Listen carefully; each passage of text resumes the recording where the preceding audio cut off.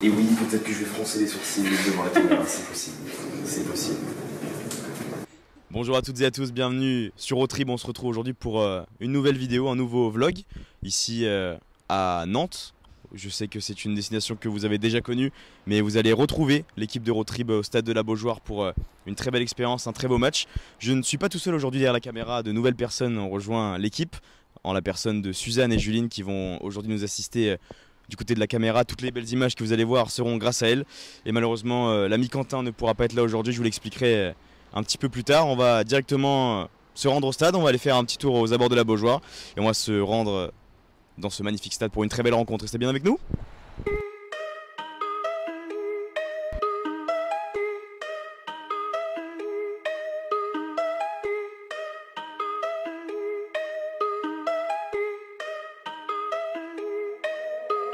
Same ones, day ones, no time for fake ones. Got me, I got you. All dreams they come true. Stay down till the end.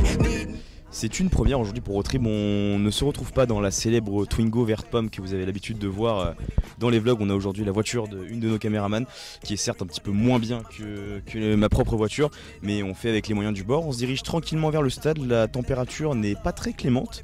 Quelques nuages vont peut-être venir nous déranger, il va pas faire forcément très beau, mais il va faire très chaud dans ce stade de la Beaujoire parce que c'est un match sous haute tension, on le sait. On reviendra là-dessus un petit peu plus tard aux abords du stade, mais on a une belle rencontre aujourd'hui.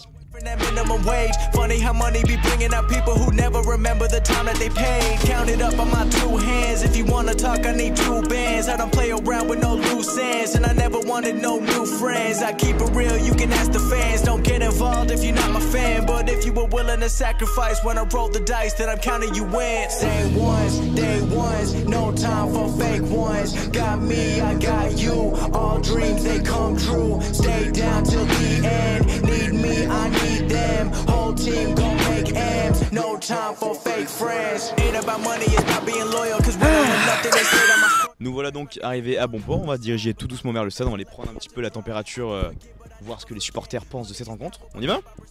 If you've been focused on credit or debit, then I'ma pay you a reality check. Some of the richest be feeling depressed. Material shit don't compare to the rest. I move around with my real ones, making memories worth millions. Goddamn, part of the plan. Do what I do and I do it for them. 7 a.m. and I'm going to bed. I can't let the competition get ahead. I've been going like I never gotta run. I wanna stop it. I've been thinking about the people who be talking about they love it, and I know I gotta keep on winning. Never gonna give into the negative energy, cause I gotta go and get it for the same ones, day ones. No time for fake ones. Got me, I got you. All dreams they come true. Stay down till the end. Nous voilà donc arrivés devant le stade. On va aller prendre un petit peu la température des supporters. Vous voyez, le bus des joueurs du FC Nantes vient d'arriver. Je vais pour ma part rentrer dans le stade. On va voir ce qui s'y prépare. On va aller faire un petit tour sur la pelouse et après on va aller se préparer pour le commentaire de match. Qu'est-ce que tu vas penser de l'ambiance du match? Qu'est-ce que tu peux nous dire sur l'ambiance là? L'ambiance, je pense que ça va être comme d'habitude, elle va être endiablée. Il va y avoir plein de bruit. Faites gaffe, faites gaffe. Elle va être hyper grosse. Oh bah ils arrivent, il va y avoir plein de bruit. Et ça va être juste après. Allez Nantes. Allez, Bah, je pense que comme d'hab ça va être bouillant, hein. Ici on est chaud à Nantes là, ça va être délire. Ah oui, clairement une grosse ambiance comme d'habitude et puis un beau match, on espère aussi un beau match. Ouais, au niveau des pronostics. Je pense qu'on met un 2-0 bien salé là, sur un but de Palois à la 90e. 3-1 quand même, parce que c'est pas trop des pimpins en face quand même, donc 3-1 je pense. Pour nous quand même. Ouais, quand même. Bah oui, quand même. Ouais. Ils ont une grosse équipe. En termes général, qu'est-ce que vous attendez du match en fait? Franchement, une solidité défensive avant tout, parce qu'on manque de ça en ce moment, et surtout aussi hyper efficace devant le but, parce qu'on a du mal à finir en ce moment, et j'espère qu'aujourd'hui on va être efficace. Faire du jeu surtout, qu'on y a des matchs où on s'endort un peu, donc aujourd'hui faire du jeu principalement, et puis voilà, pas s'endormir surtout. Dès le début du match, c'est chaud bouillant, on a du mal à être bien en début de match, alors là il va falloir y aller je pense. Chaud quoi. Ok, et si vous avez un dernier mot à dire Allez le Nantes FC hein. Allez Nantes.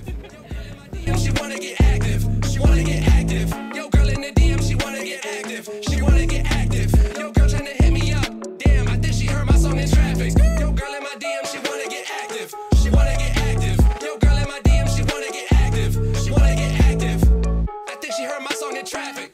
UPS, I got the package. Every show I got a package. You talk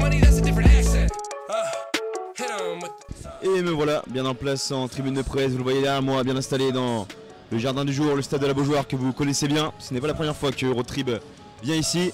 On va commenter un très alléchant Nantes-Nice aujourd'hui, le petit remake de la finale de Coupe de France de l'année dernière. Vous le voyez, je suis déjà bien installé, le commentaire de match va se mettre en place aujourd'hui. Normalement, on ne devrait pas avoir de problème, ça devrait bien se passer pour le live. On va aller se balader un petit peu en bord terrain, on va vite remonter pour préparer l'avant-match.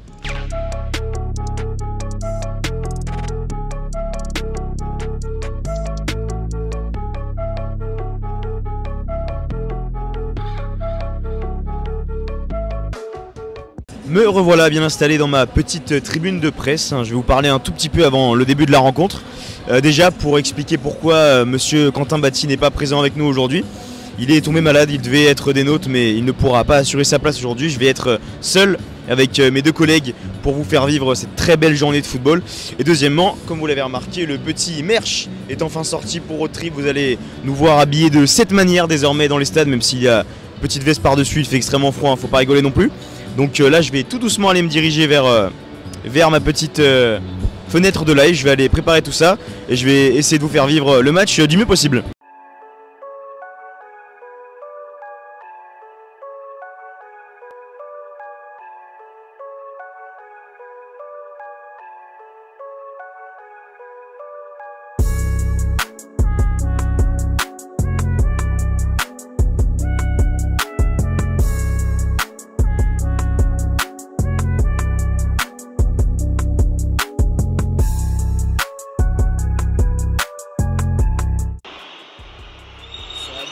Ça va jouer les coups de la surface, il est bien tiré, ce corner à la tête.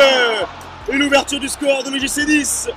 C'est l'inévitable Terem Moffi qui est venu placer sa tête. Imparable pour Alban Lafont. Oh, il était totalement seul. Terem Moffi, l'énorme recrue hivernale de la part de l'OGC Nice. Loïc Blas va se charger. Le coup franc, il y a du monde dans la surface, il est bien dans l'axe. La tête.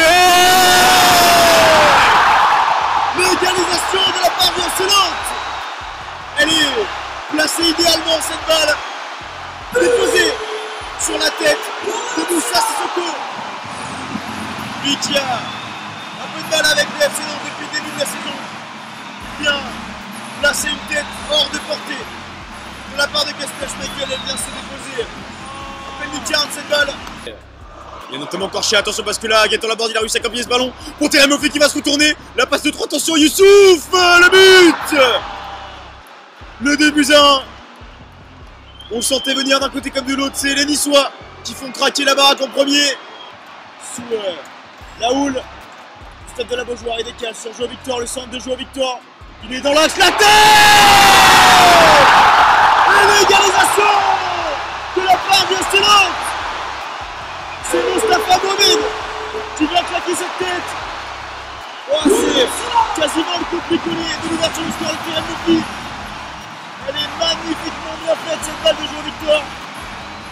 Enfin, c'est saisi 20 mm et derrière la magnifique tête de Moustapha Mohamed.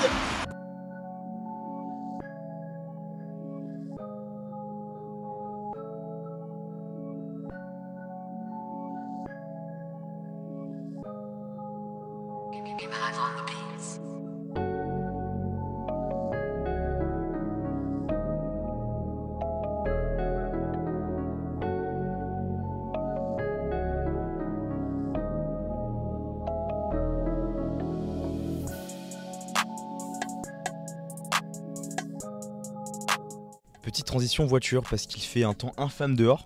Je viens de sortir de la Beaujoire, j'ai retrouvé mes deux caméramans préférés. On va tout doucement se diriger vers l'interview, on va attendre que ça se calme un peu. En tout cas on fera des petits retours après sur la rencontre. On reverra peut-être Quentin aussi, voir s'il est toujours en vie pour nous donner quelques petits mots sur cette journée, puisqu'il a regardé le match, il a regardé le live. On va voir ce qu'il en a pensé. Donc petite interview, petite conclusion et on terminera cette très belle journée, sauf le temps nul.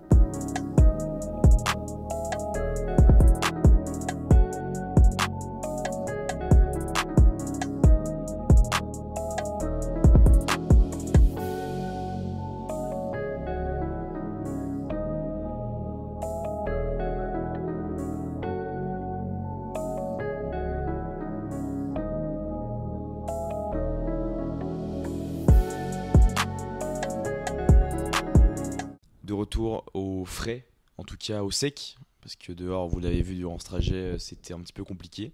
La météo nous a également empêché de faire l'interview de la supportrice. Elle a été décalée, vous la verrez donc en fin de vlog et pas au début ou au milieu comme habituellement.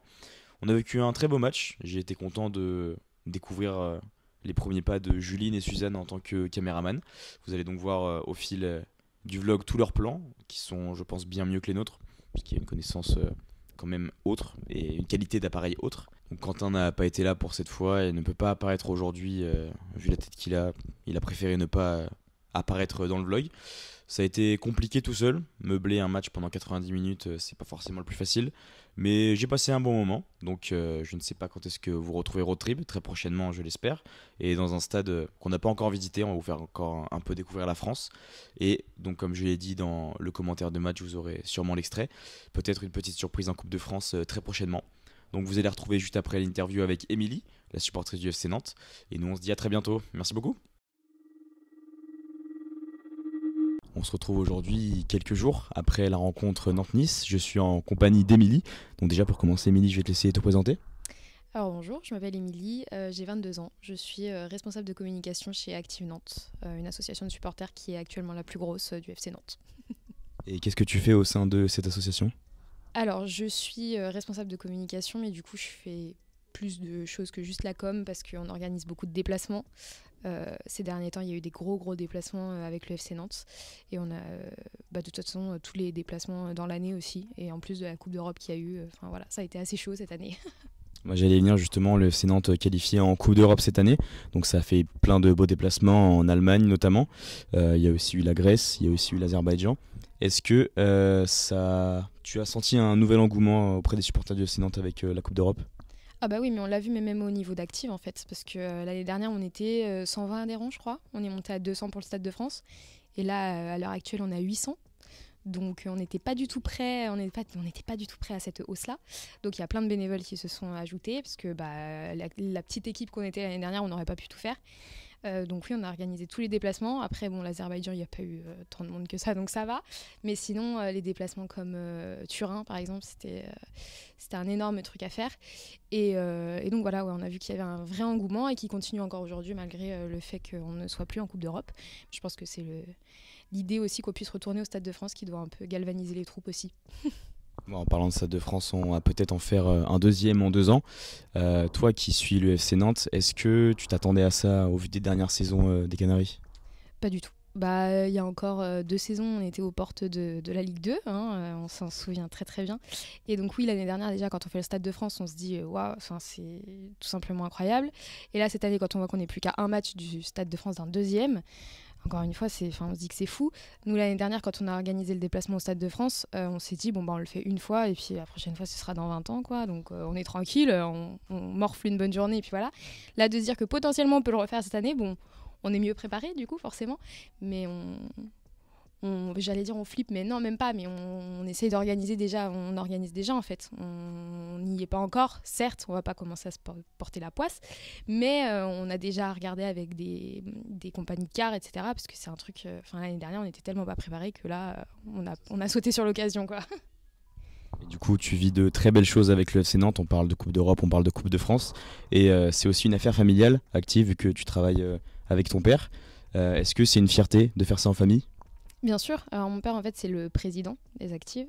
Et évidemment, il y a mon petit frère aussi qui participe. Alors, je vais le balancer, mais lui, il est supporter de l'AS Monaco de base, fervent supporter. Donc, je sais pas, je pense qu'il a été adopté, mais voilà. Mais il s'investit quand même parce que l'affaire familiale tourne, etc. Donc il aime bien faire avec nous. Typiquement, il a tenu un car avec moi pour partir à Turin, ce qui n'était pas forcément facile parce qu'on est 2 petits jeunes. Enfin, lui, il a 19 ans, j'en ai 22. C'était pas forcément super simple, mais on l'a fait. Et ouais, je pense que le fait qu'en fait il y ait la famille impliquée dedans, ça aide à ce que moi aussi je reste à l'intérieur, et puis ça fait vivre de tellement beaux moments qu'on adore, quoi. Bon, j'ai rien contre Thierry, cette question n'est pas pour lui, mais est-ce que du coup dans le futur tu pourrais reprendre potentiellement le flambeau d'Active quand Thierry aura terminé sa longue carrière ? Très honnêtement, je pense que c'est impossible. Je vois tout ce qui est fait, etc. Moi, je me sens pas les épaules pour.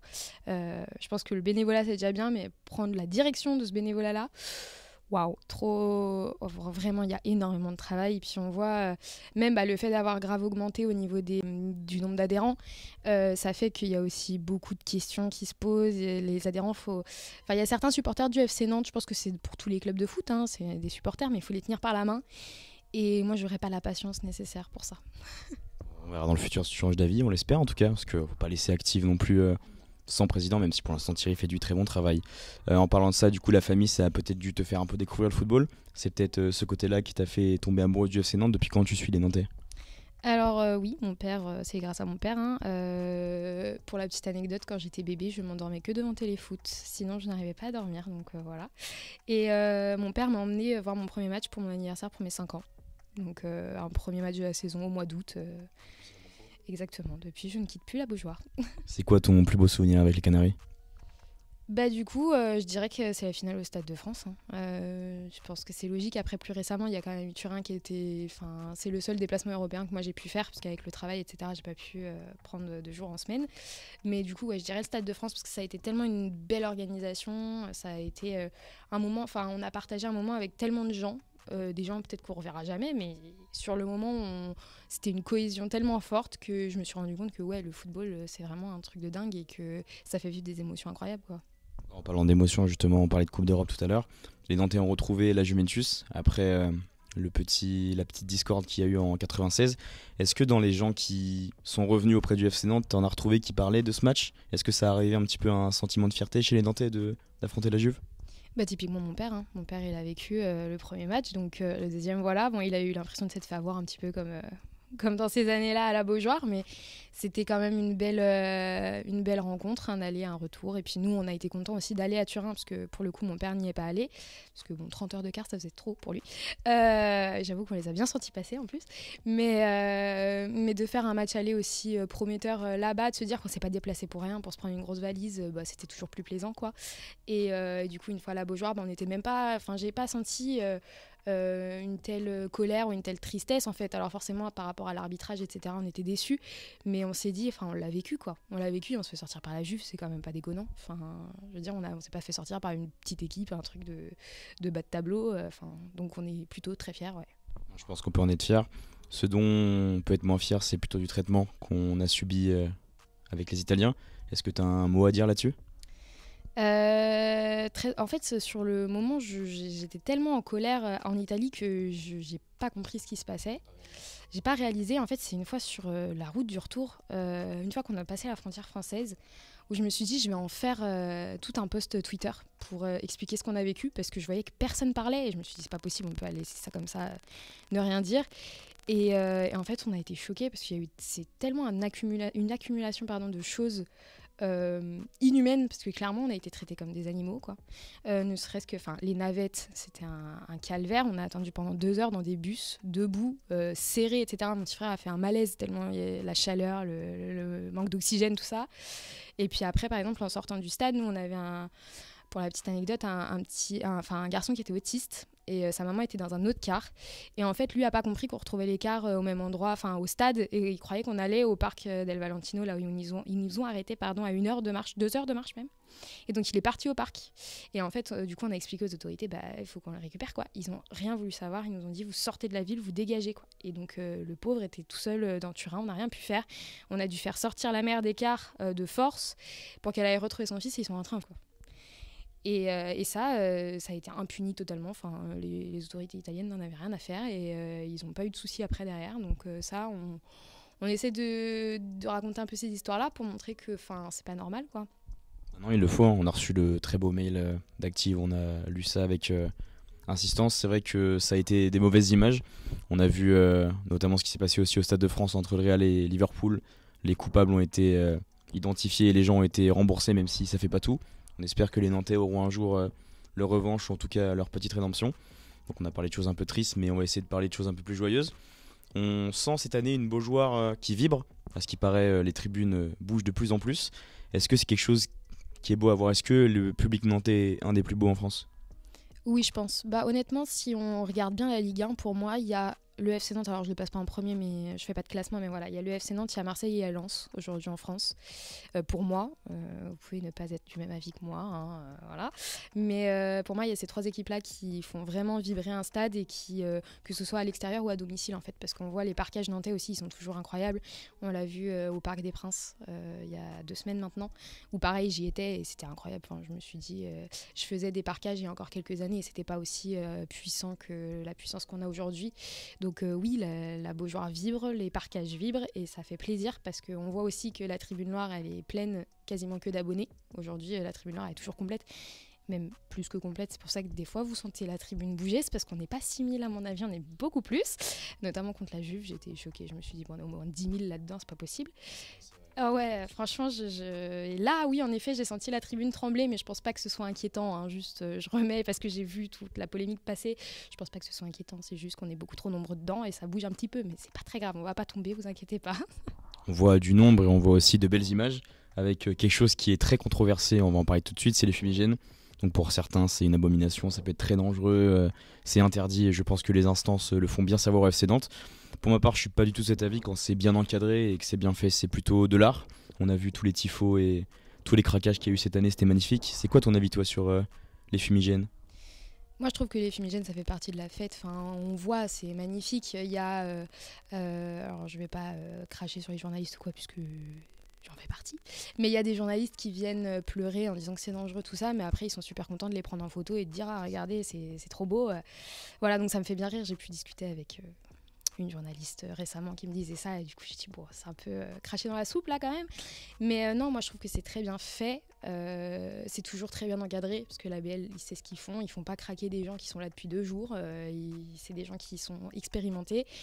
Et pour moi, ça devrait pas être une source de conflit à ce point-là. Enfin, est-ce qu'on a déjà entendu parler d'un grave accident là récemment, un truc, quelqu'un qui s'est fait brûler Enfin, on n'entend pas parler d'accident de fumée en fait, donc je comprends pas pourquoi on devrait autant trouver ça caca quoi. Tu vois ? C'est vrai que c'est quand même quelque chose de très réglementé. Est-ce que tu penses que ça va évoluer avec le temps ? Il y a aussi quelque chose qui pourrait évoluer, on en reparlera tout de suite. Mais du coup, pour toi, dans le temps, est-ce que ça va se pérenniser ou est-ce que ça va plutôt se perdre, les fumigènes ? Non, honnêtement, de toute façon, je pense que tant qu'il y a de la couverture médiatique sur les fumigènes, c'est ce que les ultras attendent, hein, en fait. Bah oui, aussi. Enfin, les gens, on voit bien hein, à la Beaujoire, mais je pense que dans les autres stades, c'est pareil. Les gens, ils viennent et pour le match et pour l'ambiance. Hein. Moi qui suis en tribune Loire, je vois bien que la tribune Océane, elle regarde tout le temps la tribune Loire. Enfin, à la moitié du match, il y en a, ils regardent la tribune Loire et pas le match, quoi. Donc, en fait, à chaque... nous, actives, on voit bien qu'à chaque rencontre, il y a des dizaines de messages qui tombent sur notre boîte de messages pour nous dire est-ce qu'il va y avoir un tifo, est-ce qu'il va y avoir des fumis. Alors nous, on n'a pas le droit de le dire, hein, évidemment, puis on le dira jamais parce que ça fait partie de la surprise. Mais les gens attendent ça, en fait. Donc je vois pas pourquoi ça fait autant polémique. Enfin, en tout cas, à mon avis, c'est une petite partie des gens qui font polémique par rapport à ça, c'est les instances, etc. Mais pour moi, ça ne devrait pas et ça va continuer de toute façon, c'est sûr. C'est vrai que tu l'as dit, c'est quelque chose qui se vend comme un spectacle et qui derrière est critiqué. C'est un petit peu... un contre son camp, si je peux utiliser une expression footballistique, sachant que derrière ça a créé des émotions énormes. J'ai des amis par exemple qui sont en tribune noire et qui sont pas capables de me dire qui a marqué ou qu'est-ce qui s'est passé dans le match parce qu'ils sont omnubilés par l'ambiance. Et justement, tu as utilisé un mot que je voulais utiliser moi-même, c'est les ultras. Il y a une grosse mésentente entre les gens là-dessus qui confondent très souvent ultra et hooligan. C'est quoi la différence, Émilie ? Les ultras, c'est ce qu'on a à Nantes. Les hooligans, c'est des gens beaucoup plus énervés. C'est des gens où, si on avait vraiment des hooligans à Nantes, je pense que le stade serait pas aussi complet et il y aurait un peu plus de peur. Très honnêtement, j'en ai rencontré des hooligans, notamment quand il y a eu l'affaire Salah. Parce qu'on a des gens, des supporters de Cardiff qui sont venus. Et eux, pour le coup, il y en a un, il avait fait de la prison parce qu'il était hooligan. Donc... faut juste relativiser les choses et dire que l'ABL, c'est pas des dangereux criminels non plus. C'est pas parce qu'ils fument, ils craquent 3 fumis dans l'année qu'ils méritent la prison, quoi. Faut juste relativiser et se dire que non, en France, on n'a pas tant de hooligans que ça et que c'est plutôt cool, du coup. Voilà, ça retenez bien, nous sommes des artistes, pas des hooligans. J'aurais une toute dernière question pour toi et pour le FC Nantes. Qu'est-ce que tu lui souhaites à ce club et à ses supporters pour la fin de saison et peut-être pour le futur aussi ? Pour la fin de saison, j'aimerais, pour moi et les supporters, qu'on retourne au Stade de France parce que c'était un tellement beau moment que voilà. Ensuite, le maintien, mais je pense qu'il est presque acquis là. Franchement, on voit Antoine Comboré qui parle beaucoup de maintien. Je pense que là, pareil, il faut relativiser. On est quand même pas trop mal. Hein. Derrière, c'est très compliqué. Et pour la suite, continuer de nous faire vivre autant d'émotions et de nous faire partager autant de moments, même si c'est pas forcément l'équipe, même si on n'est pas forcément pour la direction. Voilà, c'est quand même des moments et c'est quand même des moments partagés avec des gens formidables, que ce soit l'équipe ou les supporters. Et il faut continuer comme ça. Merci beaucoup Émilie. Donc on souhaite une belle fin de saison au FC Nantes, une belle fin de saison active aussi. Donc on te reverra peut-être dans le stade. Mais en tout cas, faire vivre la tribune comme il se doit. Merci beaucoup Émilie et merci à Road Trip.